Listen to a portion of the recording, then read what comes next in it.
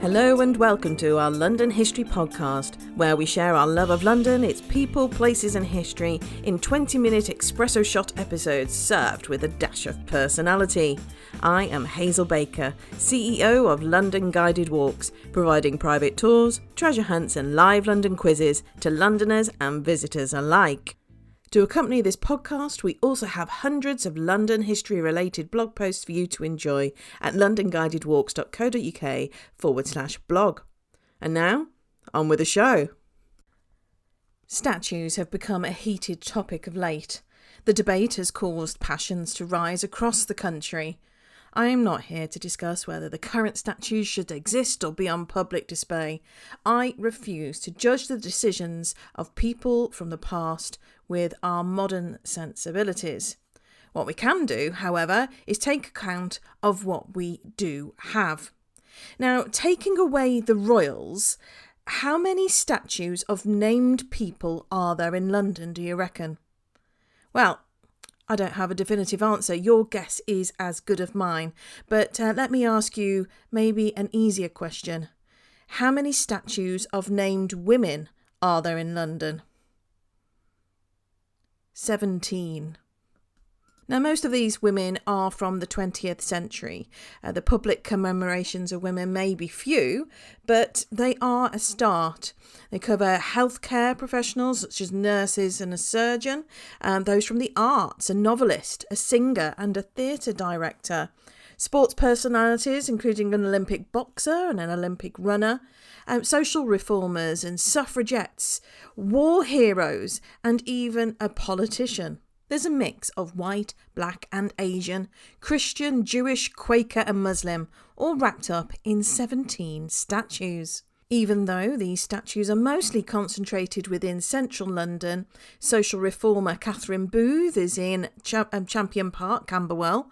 Theatre director Joan Littlewood is outside the Theatre Royal in Stratford, and Olympian athlete Nicola Adam is in Downhills Park, Haringey. So if you're close to those, then do please pop and have a look and take photos and tag us and share your explorations. Now, following on from last week's episode with Monica Walker from the Old Operating Theatre Museum and Herb Garrett, I thought we'd focus on 3 women who really made a big difference with their contributions to medical science, and all have statues dedicated to them in London. And we have 1 surgeon and 2 nurses to talk about today. So the first one is Louisa Brandreth Aldrich Blake, and her statue is in Tavistock Square.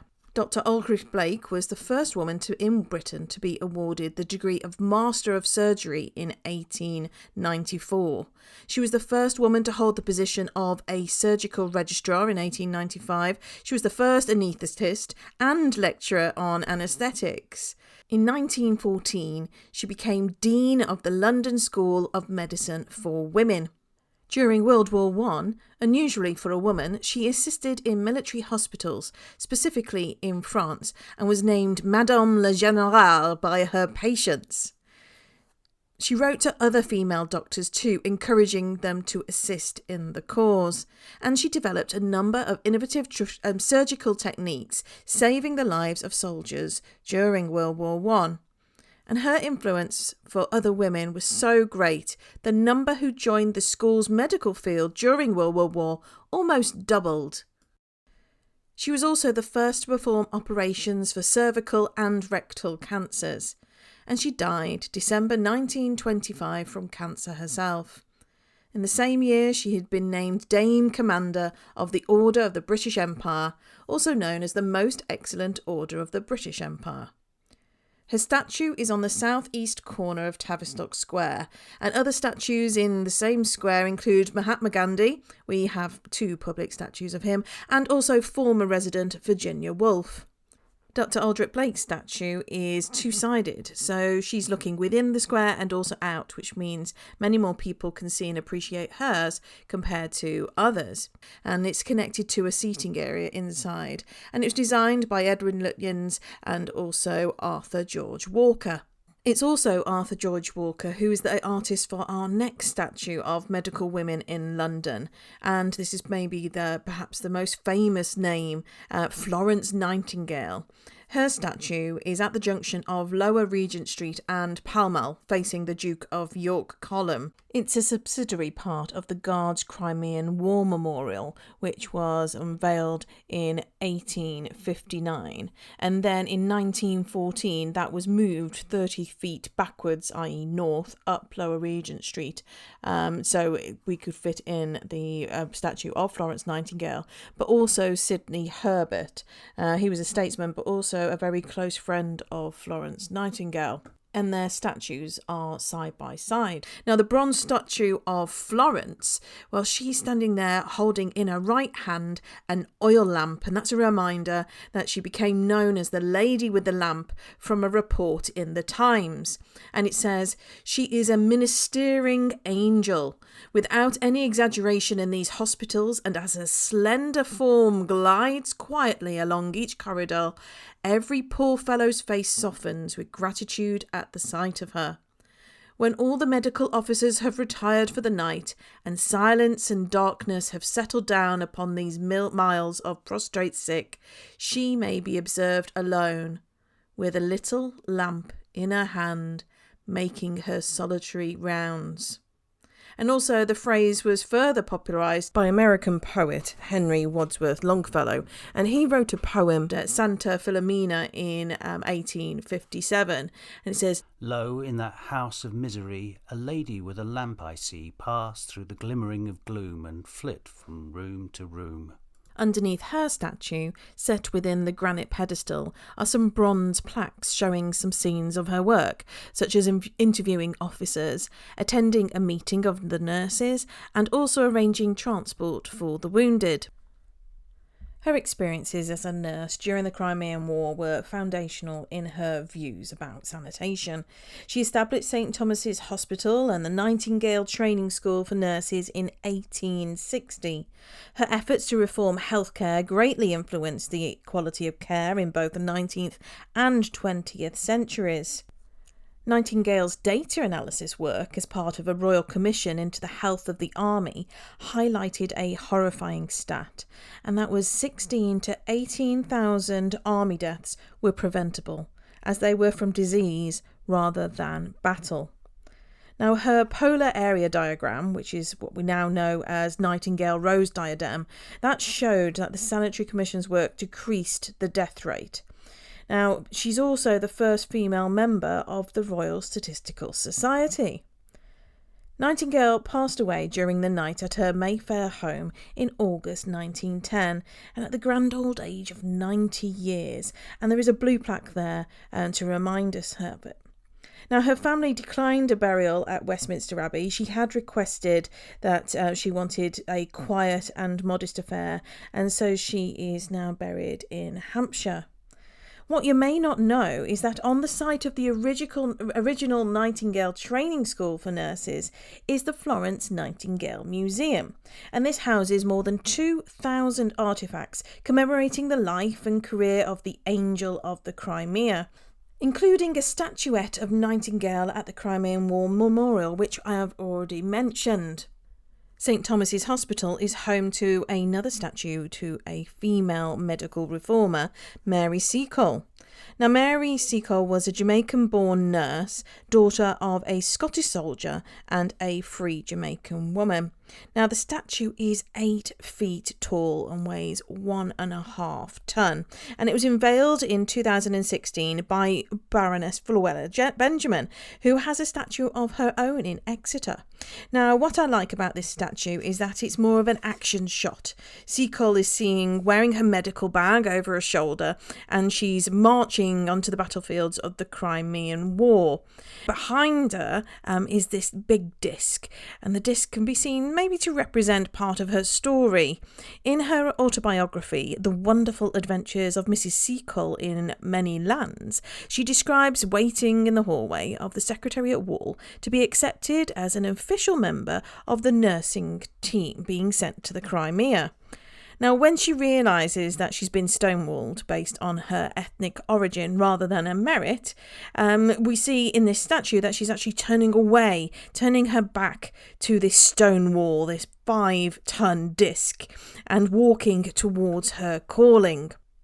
On the floor behind the statue is a quote from 1857 from Sir William Howard Russell, who was a war correspondent at the time, and it says, "I trust that England will not forget one who nursed the sick, who sought out her wounded to aid and succour them, and who performed the last offices for some of her illustrious dead." Mary Seacole is now on the national curriculum, so young children can learn about how this phenomenal Jamaican businesswoman, she was also a traveller and a healer, who wanted to follow her calling. She wanted to go to the Crimea and help the wounded and save lives, and being refused by authorities. Then, rather than accepting defeat, she independently used her own money for a clinic and treated these wounded soldiers. She was a practical and passionate woman who didn't let a little bit of red tape get in her way. And of course, she was a battlefield nurse. She was there with the soldiers doing what she did best. She had learned her nursing skills from a mother who had kept a boarding house for invalid soldiers in Jamaica. When she went to Crimea using her own money under her own steam, she arrived in Balaclava in February 1855. And within 2 months had opened the British Hotel, where she provided food and medicine for all and tended also to the injured, and there she earned the name Mother Seacole. There are reports of her tending the wounded while under fire, and she was also the first woman to enter Sevastopol when it fell after the Allied siege in September 1855. When she returned to England a year later, she was declared bankrupt. The Times and Punch ran campaigns in order to reimburse her. And in response to this effort, Seacole writes a letter to Punch in 1857. And she writes that Punch brings sunshine into the poor little room to which she is reduced. There are 2 plaques to Mary Seacole in London. A green one on 147 George Street, which is just off Edgware Road, and another on 14 Soho Square, commemorating where she lived.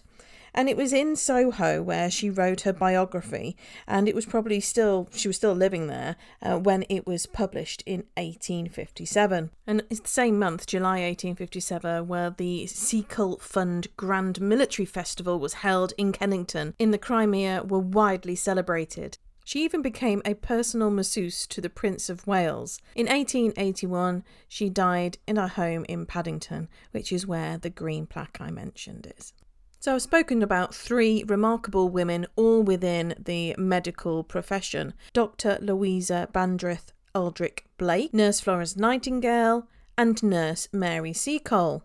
However, there is one woman who I cannot believe does not have a statue in London at the moment, and that is Elizabeth Garrett Anderson.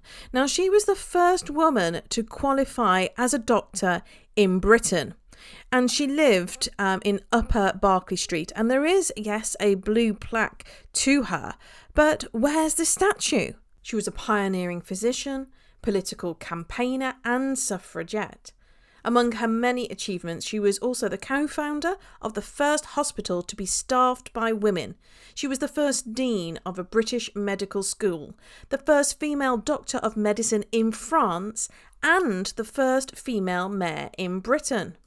She was inspired to become a doctor after making the acquaintance of Elizabeth Blackwell, an Englishwoman who had emigrated with her parents to the United States and had qualified as a physician from the University of Geneva after many fruitless attempts to be accepted into American medical schools.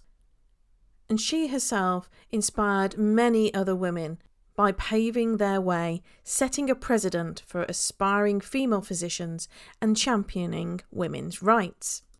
She was taught the 3 R's from her mother at home, then for 3 years had a governess before moving to Blackheath, where she was at school, which was run by the step-aunts of poet Robert Browning.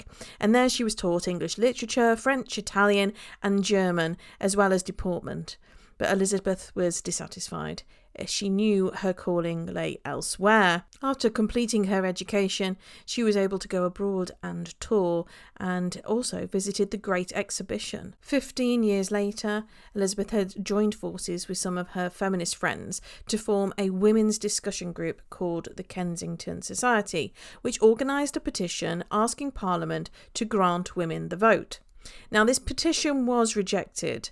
It was, however, supported by Liberals such as John Stuart Mill and Henry Fawcett. Now, Henry Fawcett was the MP for Brighton, and he and Elizabeth became friendly, shared causes and all that, but Elizabeth actually rejected his marriage proposal as she believed it may damage her career. And Fawcett later married Elizabeth's younger sister, Millicent, who went on to become a leader in the constitutional campaign for women's suffrage. And she went on to improve women's opportunities for higher education by co-founding Newnham College in Cambridge in 1871. Although licensed to practice medicine, Elizabeth could not take up a medical post in any hospital. So, with her father bankrolling her, she opened her own practice at 20 Upper Berkeley Street. And that's where, a little later, St Mary's Dispensary for Women and Children. It wasn't a great start, however, as patients were scarce, really reluctant to consult with a female physician. However, an outbreak of cholera threatened, and citizens, both rich and poor, rushed in desperation to see her. And within the first year, she tended to 3,000 new patients. At the age of 72, she became a member of the militant Women's Social and Political Union, WSPU. And they stormed the Houses of Parliament. And then she went on a lecture tour with Anne Kenny. However, she withdrew from the WSPU in 1911 after the militant activity increased as she objected to their arson campaign. Like so many Victorian women, Elizabeth suffered the loss of one of her children. One of her 2 daughters died of meningitis in infancy. Of the surviving son and daughter, it was the daughter Louisa who followed in her mother's footsteps, becoming a surgeon and suffragette herself, co-founding the Women's Hospital Corps during World War I and publishing a biography of her mother based on family letters in 1939. All of these women overcame obstacles in order to save and change lives, and should be celebrated and remembered for their efforts. By having plaques and statues, that's just one way of remembering them and celebrating them. Of course, it also means that we need to keep telling their stories. We also need to be writing them in literature, in plays, and keeping them at front of mind. A statue can only do so much, but they are a visual and a physical reminder telling us that we can be the better version of ourselves, interrupting our everyday life. What statues of women would you like to see on the streets of London? Let me know by messaging me on social media, via email, or by leaving a voice message on my website. If you've enjoyed this show and have found it useful, then please do leave a review on iTunes. It's quick to do and it would mean the world to me. Thanks to everybody who's provided feedback or indeed left a review. Latest one by West Sussex Mom. Thank you very much. High energy and very entertaining. I am trying my best. It is really weird sitting here and talking to myself all day. I'll see you next week for our next episode, but if you can't wait that long, then check out our blog, which is full of interesting posts about London's history, all the way from the Romans to history being made today. And that's londonguidedwalks.co.uk/blog.